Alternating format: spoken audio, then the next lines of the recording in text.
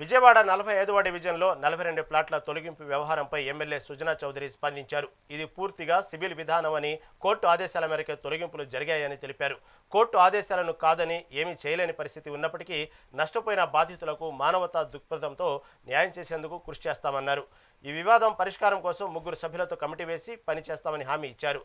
Fake సొసైటీపై విచారణ, audit వివరాలు సేకరించి వచ్చే శుక్రవారంలోపు నివేదిక ఇవ్వాలని అధికారులను ఆదేశించారు.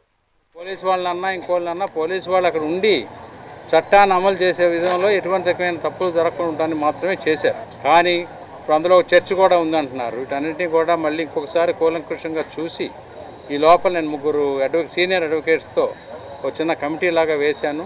వాళ్ళతో కూర్చొని ఈ సమస్యని సామరస్యంగా ఎలా పరిష్కరించాలనే దాని దిశగా తీసుకెళ్తున్నాం. దాంతోపాటు అవతల పార్టీ కూడా ముందుకు వస్తే సమస్య తొందరగా తేలుతుంది. లేకపోతే వాళ్ళకి ఎటువంటి రకమైన పనిష్మెంట్ ఇవ్వాలి, వాళ్ళని ఎంత తీసుకెళ్లాలనే దాని మీద కూడా నేను ప్రజాప్రతినిధిగా కంటే మానవతా దృక్పథంతో వాళ్ళకి సహాయం చేయాలనే ఉద్దేశంతో నేను ముందుకు వచ్చాను.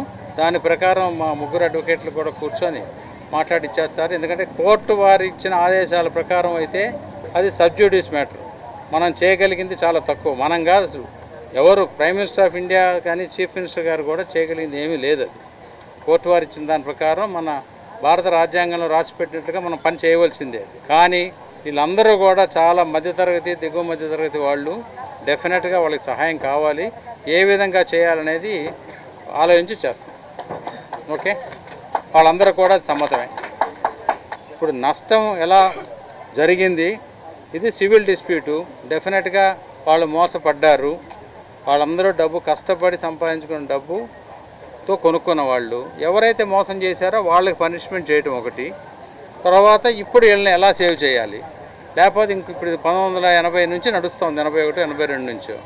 ఇంకో 10 సంవత్సరాలు అయితే వీళ్ళ జీవితాలన్నీ అయిపోతాయి. అవి కాకుండా ఉండడానికి ఏం చేయాలనేది ఆలోచిస్తాం.